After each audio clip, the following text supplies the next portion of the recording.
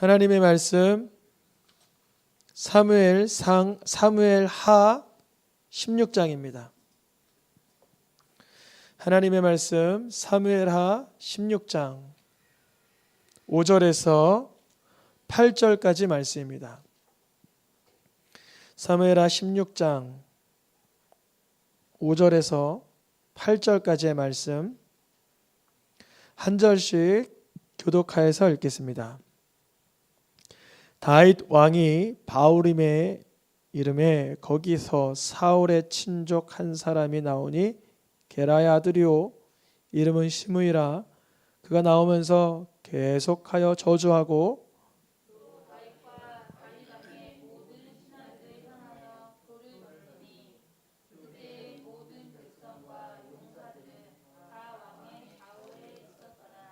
시므이가 저주하는 가운데 이와 같이 말하니라. 피를 흘린 자여 사악한 자여 가거라 가거라.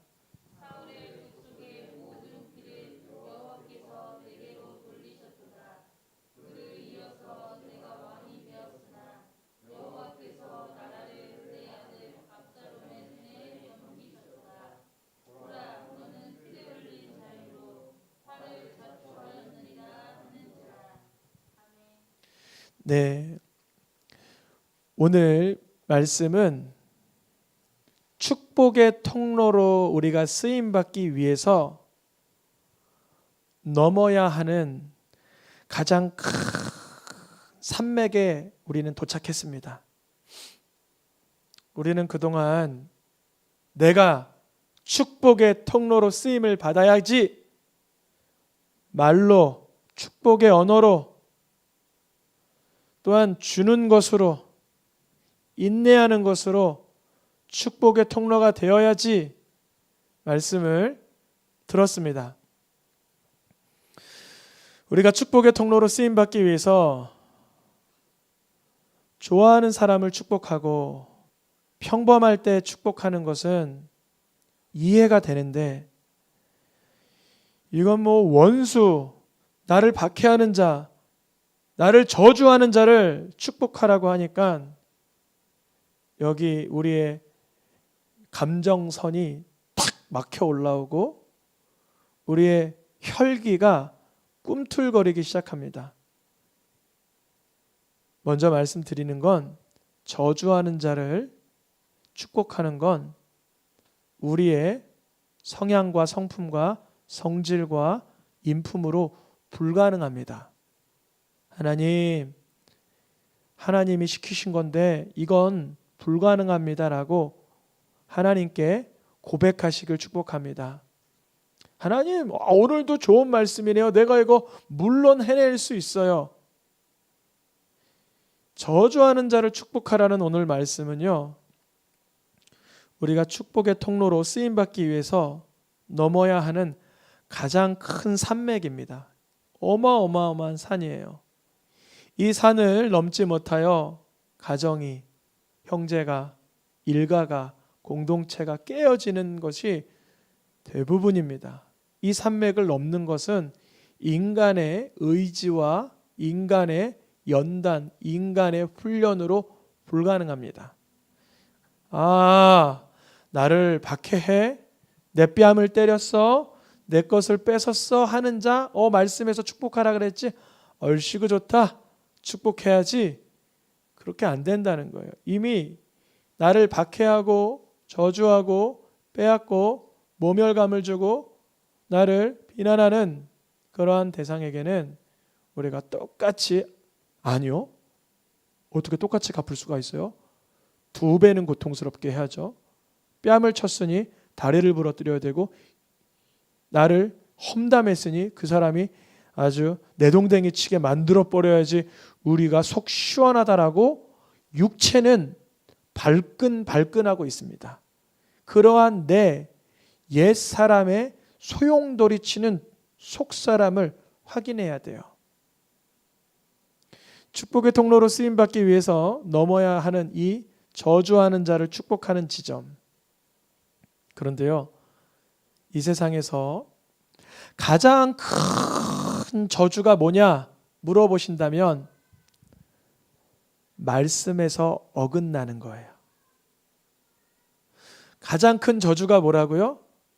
말씀에서 삐뚤어지는 거. 그러면 하나님의 말씀은 저주하는 자를 축복하라고 하셨고, 나는 불가능하건만 저주하는 자를 축복하라고 하신 하나님의 말씀에서 내가 어긋나면 가장 비참한 삶이니 어떻게 하겠어요? 하나님, 저주하는 자를 축복하라고 하신 하나님의 말씀이 성취되도록 도와주세요. 아멘입니까? 바로 그거. 회색지대는 없습니다. 회색지대는 없어요. 저주하는 자를 축복하는 것이 하나님의 말씀이요. 말씀을 벗어나는 건 가장 더 큰 저주에 놓이게 되니 우리는 저주하는 자를 축복하라는 말씀에 순종할 수 있도록 하나님께 애원할 뿐이에요. 애원. 하나님께 울며 불며 매달려야 돼요. 여러분 마음속에 떠오르는 나를 모멸감을 주고 내게 정말 노여움을 일으킨 그 대상이 떠오릅니까? 그 아무개 씨를, 그 누구누구를, 정말 이름조차 부를 수 없는 그 대상을 불쌍히 여길 수 있는 마음을 기적적으로 달라고 하나님께 애통해 하시기를 축복합니다. 성경에 하나님께서는 아브라함을 이렇게 말씀하셨어요. 너를 축복하는 자를 내가 축복해주고 너를 저주하는 자를 내가 저주하겠다. 이렇게 말씀하셨어요. 그러면 잘 보세요. 내가 축복의 통로가 되기 위해선 사람들이 다 나를 어떻게 해야 돼요? 축복해야죠. 여러분, 내가 축복의 통로로 받기 위해서는 그 사람이 나를 축복할 때 하나님이 그 사람을 축복한다 그러셨잖아요. 그러면 그 사람이 나를 지금 저주해요. 그러면 동일하게 저주해요. 그러면 나는 축복의 통로로 쓰임받는 거예요? 저주의 통로로 쓰임받는 거예요? 저주의 통로. 하나님 그거 너무하시잖아요. 그 사람이 나 얼마나 모멸감 주고 저주했는데. 그런데 그 사람이 나를 뭐하게 만들어야 돼요? 그 사람이 나를 축복하게 만들어야 돼요. 그러면 그 사람의 저주의 능력을 내가 끊어낼 수 있도록 하나님의 능력을 받아야 되는 거예요. 하나님 내가 축복의 통로로 쓰임받아야 되는데 그 사람은 날 저주하기 일쑤입니다. 몇 날 며칠을 만날 때마다 그렇게 합니다. 정말 도저히 내가 인내할 수 없습니다. 그러나 축복의 통로로 쓰임받기 위해서는 주님이 나를 그 사람이 축복할 수 있도록 내가 그 사람을 축복할 수 있도록 능력을 주시옵소서. 다윗은 이 문제를 가지고 오늘 본문에 다윗은 심각한 전쟁에 들어간 거예요. 이전에는 창과 칼로 하는 전쟁이라면 다윗에게 있어서 이 부분만큼은 영적 전쟁이었어요. 아니요. 육신적으로 보면 쉬운 전쟁이었어요. 다윗 양쪽에 장군들, 장수들이 있었어요. 가서 칼 한 번 휘두르는 거야 쉬운 일이에요. 다윗을 저주하는 사람의 그 목을 따는 건 쉬운 일이라는 거죠. 그런데 다윗은 이 순간 영적 전쟁에 돌입합니다. 이제 오늘 본문을 들어가기 전에 여러분 저주가 무엇인지에 대해서 좀 다루고 들어가려고 합니다. 여러분 저주는요 하나님의 말씀을 벗어나는 걸 저주라 그래요. 뜻없는 저주는 없습니다. 여러분 바리새인들 사두개인들이 예수님에게 아무리 저주를 쏟아부어도 예수님에겐 저주가 임하지 않습니다. 왜냐하면 예수님은 말씀에서 벗어나질 않으셨기 때문에. 그런데 우리들이요 무엇이 저주냐? 저 사람이 나에게 속상하게 했어, 모멸감을 줬어, 비난했어, 비아냥댔어, 나에게 험담했어. 물론 감정이 상하고 노여움이 올라올 수 있는데요, 그러한 모멸감, 손가락질, 공격이 저주가 아니에요. 참된 저주, 진정한 저주는 내가 말씀에서 벗어나는 거예요. 그래서 사단은 이것을 잘 알아요. 가장 큰 저주가 뭔지를 누가 알아요? 사단이 잘 알아요. 그래서 창세기 3장 14절에 첫 번째 사단의 공격은 뭐예요? 하나님의 말씀을 어기도록 미혹하는 거예요. 왜냐하면 너무 싫은 거예요. 아담하고 하와에게 하나님이 복을 주시는 게 너무 싫은 거여서 한 가지 방법이 있잖아요. 복에서 벗어나는 방법, 저주하는 방법. 야, 너 말씀을 어겨봐. 말씀에서 벗어나봐. 말씀에서 떠나버려. 선악과 그냥 범해버려. 하나님은 그 사단, 뱀이라고 하고 옛 뱀이라고 하고 마귀라고도 하고 사단이라고 하는 그 하나님의 말씀에서 벗어나게 한 미혹한 사단, 그 뱀을 뭐라고 해요? 넌 가장 큰 저주를 받아버려라 그래요. 하나님의 말씀을 누군가 벗어나게 하는데 쓰임받지 마시길 축원합니다. 누군가가 하나님의 말씀을 벗어나는데, 하나님의 말씀에 미끄러지는데 여러분들이 쓰임받지 마세요. 하나님은 너무 싫어하셨습니다. 아담과 하와로 인하여 하나님의 말씀을 범한 다음 말씀입니다. 하나님의 말씀을 어긴 아담으로 인하여 무엇이 저주를 받았어요? 땅까지 저주를 받는 거예요. 여러분, 내 삶이, 내 인생이 환난과 역경이 있을 때 그때도 말씀을 붙드시길 축복합니다. 물론 욥처럼 특별한 경우 있어요. 하나님의 말씀대로 살려고 하는데 온갖 수모와 고통과 조롱과 풍파가 있을 수 있는데, 욥에게서 볼 수 있는 건 뭐냐면 그때도 말씀을 붙들고 있는 거예요.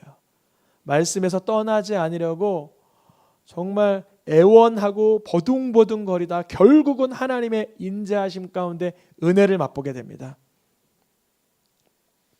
성경에서 말하는 가장 큰 저주는 신명기에 이렇게 써 있습니다. 율법의 말씀을 실행하지 아니하는 자는 뭘 받는다고요?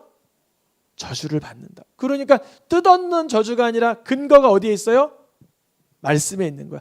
내가 말씀대로 살지 않아서 미끄러지는 현상, 말씀대로 살지 않아서 넘어지는 현상, 내 하나님 여호와의 말씀을 순종하지 아니하고 지켜 행하지 아니하니까 모든 저주가 임하게 됐다라고 기록되어 있습니다. 그러면 내가 요새 말씀을 잘 안 지키고 말씀대로 살지 않아서 저주가 임하니까 이거 당연하고 어찌할 도리가 없겠구나. 일단 먼저 결과부터 말씀을 드리면 그렇지 않다는 거예요.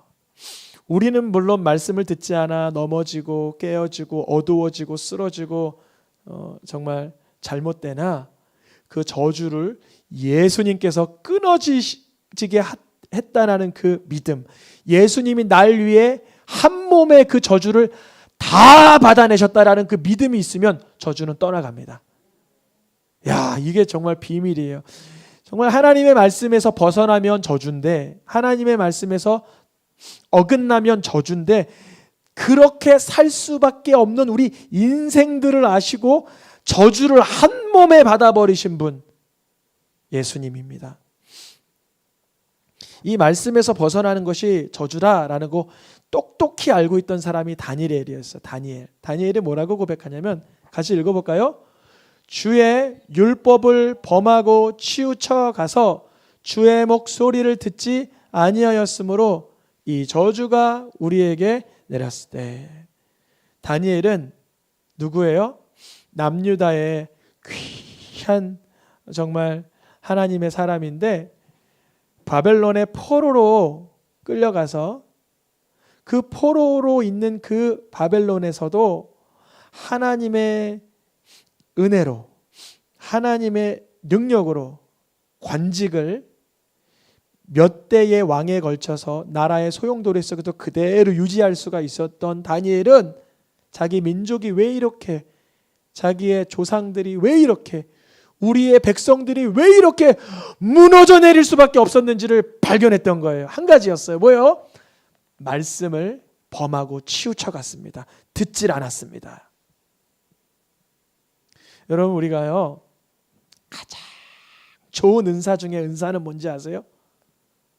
손끝 하나 다쳐도 하나님, 내가 하나님 앞에서 하나님을 속상하게 했던 것, 어이구 벌 받았네, 내가 뭘 잘못했지? 이런 반응이 아니라 하나님이 날 향하여서 사랑하셔서 깨닫게 하시려고 주시는 이 세미한 음성을 듣게 해주세요.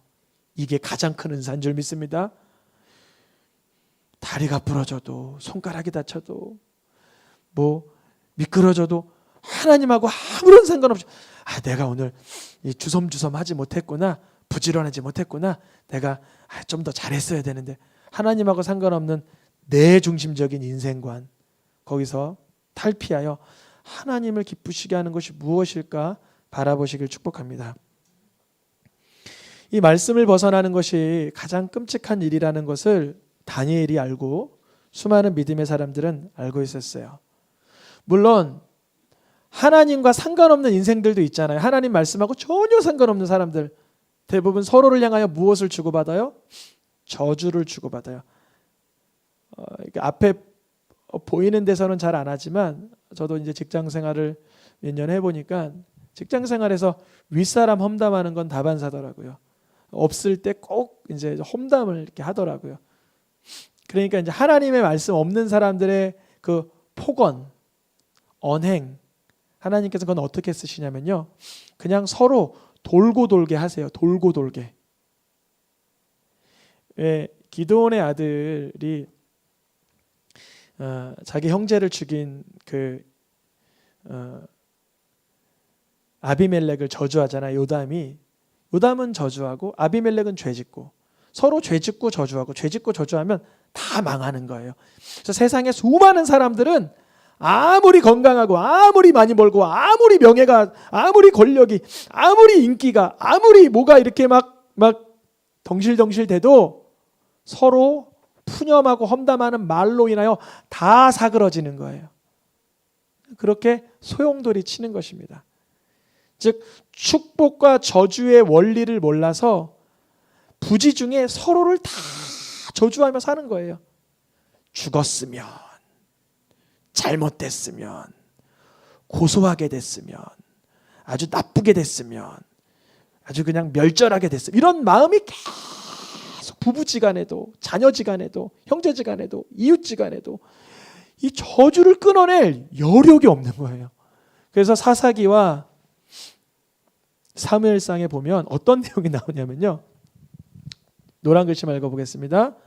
저주하기를 마다하지 않는 자는 부지 중에 자녀들까지 저주하는 거예요. 정말 사울왕의 사랑스러운 아들 요나단, 정말 사랑스러운 내 아들, 내 딸, 뭐라고 저주를 했냐면, 아유, 내 돈 누가 갔지? 이 돈 가져간 놈 그냥 죽어버려라. 누가 가져갔어요? 아들이 가져간 거예요. 이거 먹는 사람은 반드시 저주를 받아. 누가 먹었어요? 요나단이 먹은 거예요. 와, 여러분, 이 저주하기를 좋아하지 않기를 축복합니다. 이걸 정말 깨달아요. 이 부지중이라는 게 뭐냐면, 저주하기를 좋아하는 사람은 부지중에 내 아들, 내 딸, 내 아끼는 사람을 나도 모르게 저주하는 거예요. 와, 저주가 예수 그리스도의 보혈로 떠나가기를 축복합니다. 그러나 오늘 본문의 다윗은 저주를 대하는 태도가 달랐어요. 다윗은요,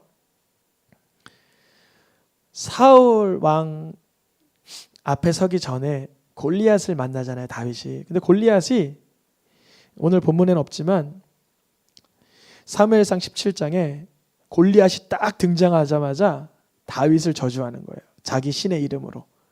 근데 다윗이 뭐라고 반응해? 거기다가 정말 용감해요. 정말 용감하게 싸워 나아갑니다. 하나님의 이름으로 나아갑니다. 근데 오늘 본문은 조금 상황이 달라요. 어떤 상황이냐면, 다윗이 스스로 하나님 앞에 범죄를 하였기 때문에 이미 이 문제에 대해서 하나님 앞에 담대함으로 나아가지 못하는 상황이었어요. 오늘 본문의 내용이. 예전에 골리앗하고 싸울 때는 다윗이 죄의 문제에 걸린 게 없어가지고 담대함으로 싸워 나갔어요. 승리하였죠. 근데 시므이가 다윗을 향하여 가거라, 피 흘린 자여 가거라 할 때는 다윗이 이미 걸린 문제가 있었어요. 뭘까요? 밧세바 사건. 그리하여 자녀들지간에 그런 성적인 문란함이 일어났고 살인의 행위까지 일어난 이 상황이 자기로부터는 아닌가라는, 내가 말씀을 어긋나게 행하여 저주가 임한 거가 아닌가라는 그런 불특정한 모호한 마음의 심령이었다는 거예요, 다윗이. 그래서 시므이가 저주하는데 옆에 있는 장수들이 칼로 베어버릴까요? 그러는데 다윗이 뭐라 그래요? 저주하게 둬라. 하나님께서 시킨 것일 수도 있다. 그러는 거예요. 왜 그럴까요? 내가 말씀을 벗어난 사람이니까 그 저주가 마땅하다라고 여겨버리는 거예요. 와, 우리의 저주를 한 몸에 받는 분이 누구예요? 예수님.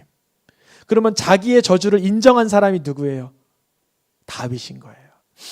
예수님은 십자가에서 자기 저주 받은 게 아니에요, 사실은. 예수님은 우리의 저주를 한 몸에 받으신 거지 예수님이 저주받을 이유가 없죠. 근데 예수님은 신명기적인 말씀으로 체크를 해보면 예수님은 분명히 저주받은 거예요. 나무에 달린 자마다 저주받은 자다. 그래서 그 당시에 바리새인들은 저것 봐라, 내가 저래 될 줄 알았다, 저놈 저래 될 줄 알았다, 그렇게 된 거예요. 근데 예수님은 우리의 죄를 한 몸으로 저주를 받으신 건데, 다윗은 시므이의 저주를 통하여 자기의 죄가 이 문제의 근원은 아닌가라고 발견한 거예요. 그래서 뭐라고 말하냐면, 혹시나 저가 날 저주함으로 하나님께서 시킨 거라면 가만히 두고 내가 이 문제에 대해서 가만히 있음으로 인하여 하나님이 내게 선을 베풀고 은혜를 베푸실까 난 기대해 본다 그래요. 그래서 결국은 이 전쟁에 누가 승리해요? 다윗이 승리하죠. 압살롬이 쿠데타를 일으켰지만 내 아들 압살롬아 압살롬아 하면서 그가 죽어나가고 다윗은 승리하게 됩니다. 그런데요, 다윗은 저주한 자를 축복하지는 못했어요. 누가 저주했다고요, 다윗을? 시므이가 자기를 저주한 것을 뇌리 속에 뼈저리게 기억하고 있는 다윗은 아들 솔로몬에게 이렇게 말해요. 솔로몬아, 시므이 그냥 인생 살게 냅두지 마. 그 백발이 휘어질 때까지 그렇게 살게 하지 마. 축복하는 것이 불가능하다는 거예요. 다윗도 저주하는 자를 그 순간에 잠잠했긴 했지만 그 자기를 저주했던 시므이를 나중에 축복하지 못했어요. 그래서 아들 솔로몬, 다윗의 아들 솔로몬이 시므이를 어떻게 합니까? 분하야에게 시켜서 칼로 치게 합니다. 그 순간은 저주하던 시므이의 목소리를 잠잠히 받아들였지만 훗날 그의 저주는 효력이 있지 않았어요. 그래서 잠언 말씀에 이렇게 되어 있어요. 까닭 없는 저주는 이루어지지 않는다. 오히려 저주하기를 좋아하던 그 시므이 있죠. 시므이는 어떻게 됐습니까? 시편 109편 말씀에 시므이가 저주하기를 좋아하더니 그것이 누구에게 임했어요? 시므이에게 임하고, 그가 저주하기를 옴닙없이 하더니 그에게 저주가 뼛속 깊이 들어가고. 여러분, 우리가요 정말 내 속에 분노와 어떤 이런 파괴적인 마음이 올라올 때요, 하나님께 이것을 내어드리시길 축복합니다. 이 시므이는요 다윗이 질 줄 알았어요. 이제 압살롬이 젊고 승승장구하니까 사람들의 마음도 다 압살롬에게 가 있으니까 다윗이 내가 저주해야 되겠다 했는데 그게 이루어지지 않았어요. 왜냐하면 하나님은 다윗을, 말씀에서 벗어난 게 저주는 걸 아는 다윗을 하나님은 저주하기 원치 않으세요. 그러니까 우리가 이래요. 내가 말씀을 벗어났으니까 이게 저주다. 깨닫는 건 좋은데, 야, 너 말씀 벗어났지? 너 저주 받았어! 라고 하는 걸 싫어하세요, 하나님은. 분명 사랑으로 가르쳐주고 알려줄 필요는 있지만 너 저주 받았어? 이렇게 하는 걸 주님 전혀 싫어하세요. 왜 그러냐면 바리새인들이 그랬어요. 바리새인들이 요한복음 7장 말씀에 율법을 모르니까 이 무리는 저주받았어 이렇게 얘기했어요. 맞죠? 논리적으로 맞죠. 하나님의 말씀을 모르면 저주받은 자다. 맞는 말이죠. 근데 하나님은요, 그래서 너는 예수를 그리스도로 믿어? 너가 율법을 그렇게 잘 알아서 너의 죄를 깨달아 너는 예수님을 그렇게 신뢰해? 이렇게 물어보시는 거예요. 근데요, 예수님을 구주로 믿는 것은요, 성령이 임해야만 가능해요. 예수님을요, 여러분 구주로 고백합시다 그러면 아멘 그러시잖아요. 근데 그것이 이제 부탁해서 하시는 건 맞지만 정녕 내 일상생활 속에서 예수님이 내 구주가 되는 사람은요, 성령 받은 사람이에요. 성령 받지 않으면요, 저주하는 자를 축복하는 건 불가능합니다. 다윗이 그랬잖아요. 시므이를 결국 아들 솔로몬에게 시켜서 솔로몬은 분하야에게 시켜서 분하야의 칼로 시므이를 처형했던 것처럼 자신을 저주했던 자를 축복하는 건 인생은 불가능해요. 누구만 가능해요? 예수님만 가능해요. 예수님은요, 갈라디아서 3장 말씀에 우리를 위하여 저주를 받아버리시는 거예요. 왜요? 축복하시려고. 우리에게 축복을 흘려보내려고 예수님이 저주를 받아버리시는 거예요. 누가 받을 저주를? 내가 말씀에 어긋났던 그 죄성들 있잖아요. 막 오만함, 교만함, 가식적이고 외식하고 게으르고 푸념하고 원망하고 비방하고 정죄하고 문란하고 쾌락하고 더럽고 취했던 우리네 죄악의 저주의 산물을 예수님이 한 몸에 받아버리시는 거예요. 그리고 나서 뭘 흘려보내셨어요? 축복을. 예수님의 사랑을 흘려받아 본 사람만이 나를 저주하는 사람을 축복할 수 있는 여지가 생기는 거예요. 무조건 생긴다는 게 아니에요. 여러분, 예수님을 구주로 믿는 사람들 중에서도 저주를 저주로 갚고 원수를 원수로 갚고 비방을 비방으로 갚고 폭력을 폭력으로 갚는 사람이 있습니다. 그런데 우리가 예수님의 나를 위한 그 저주받으시는 형벌의 모습을 대면하잖아요. 나를 인하여 저주를 받으신 예수님을 보잖아요. 누가 나를 저주했다 하여 저주로 갚을 수 없다는 거예요. 누구 때문에? 오늘 찬양처럼 예수님 때문에. 예수님을 위하여라는 말이 있고 예수님을 때문에 하는 말이 있는데 저는 이제 예수님을 위하여 이렇게 삽시다. 예수님을 위하여 이렇게 삽시다. 이 말을 전 좋아해요. 그런데요, 때로는 나를 너무 못 살게 굴고 모멸감 주고 나를 비난하는 사람은 내가 예수님 때문에 미워할 수는 없다. 내가 예수님 때문에 증오할 수는 없다. 내가 예수님 때문에 그래도 축복할 수밖에 없다. 아멘입니까?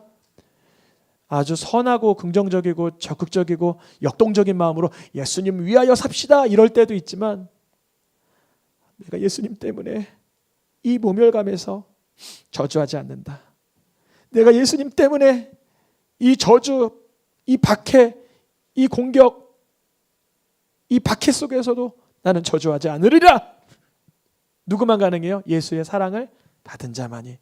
그가 누구였냐면 오늘의 마지막 말씀, 사도 바울은 누가복음 6장 28절에 예수님의 말씀, 저주하는 자를 축복하라 라고 했던 오늘 교동문의 말씀을 사도 바울은 완성할 수 있었어요. 왜요?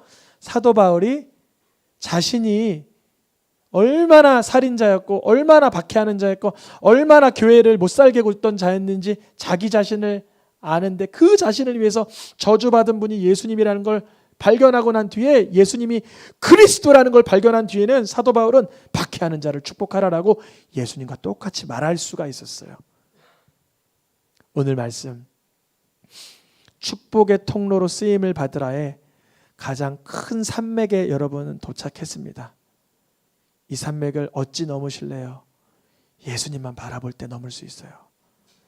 예수님만 주목할 때 넘어갈 수 있어요.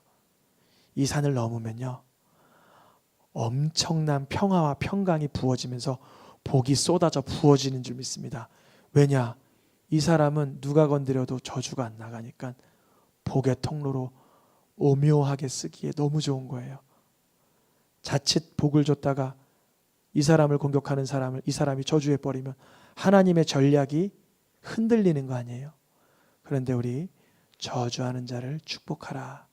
이 말씀이 완성되기 위해서는요, 오직 예수님이 나를 위해서 저주를 한 몸에 받으시고 나를 저주에서 건지셨다는 이 믿음, 이 담대함이 있을 때 가능한 줄 믿습니다. 우리 찬양하며 기도하겠습니다.